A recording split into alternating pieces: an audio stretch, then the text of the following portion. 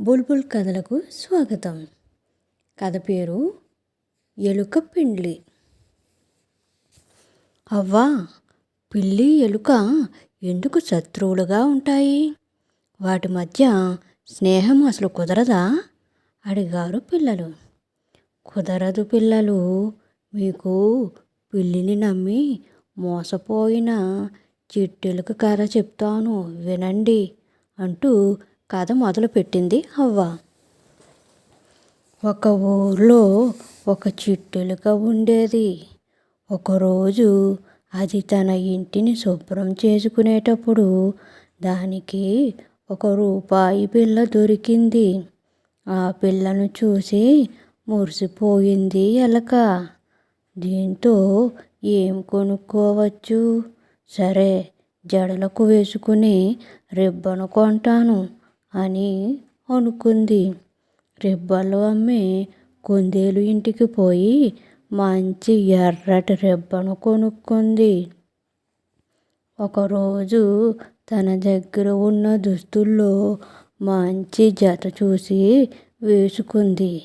కొత్తగా కొన్న ఎర్ర రిబ్బను జడకు అందంగా అల్లుకుంది. తన ఎదురింట్లో ఉన్న కోడిని విందుకు పిలిచింది. అందంగా ముచ్చటగా కనిపిస్తున్న ఎలకను చూసి కోడి మనసు పారేసుకుంది. ఎలుకను పెళ్లి చేసుకోవాలా అని ఉవ్విళ్ళూరింది. ఎలక పిల్ల, ఎలక పిల్ల, నన్ను పెళ్లి చేసుకుంటావా అని ఆశగా అడిగింది కోడి. నువ్వు చేసే కుక్కరొక్క శబ్దాలు అంటేనే నాకు పడదు.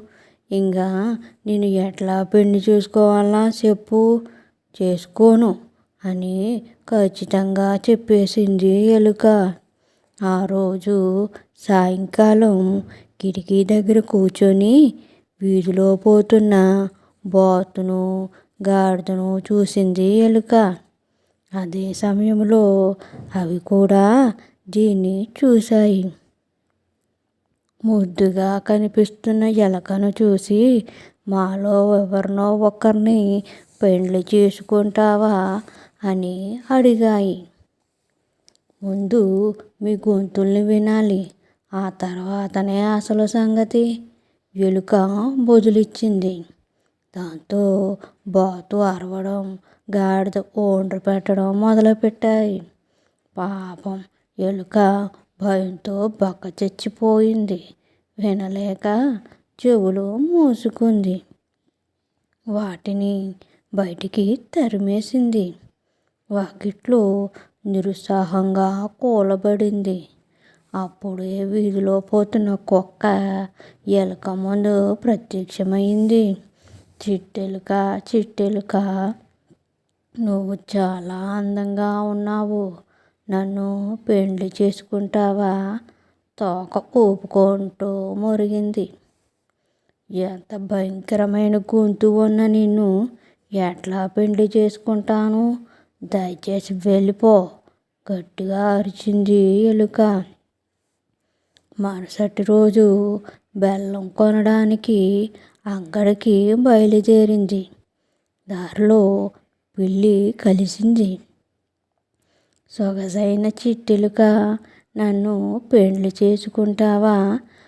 కళ్ళు మెలమలా మెరుస్తూ అడిగింది.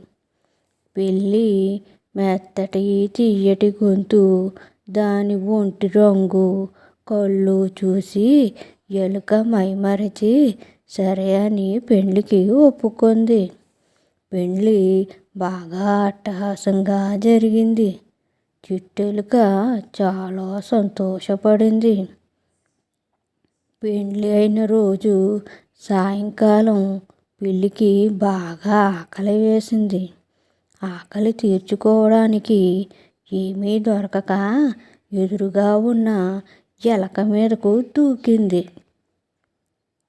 అయితే ఎలక తెలివిగా పిల్లి కబంధ హస్తాల నుండి తప్పించుకొని తన ఇంటిలోకి పరుగు తీసింది. పై పై మెరుగులు మాటలు చూసి మోసపోకూడదు అని చిట్టెలుకకు జ్ఞానోదయం అయ్యింది. చూసారా, పెళ్లి చేసుకున్నా కూడా దాన్ని చంపాలనుకుంది పిల్లి. అందుకే ఆ రెండింటికి స్నేహం కుదరదు అంటూ కథ ముగించింది అవ్వ. కథ నచ్చితే లైక్ చేయండి, షేర్ చేయండి, సబ్స్క్రైబ్ చేయండి.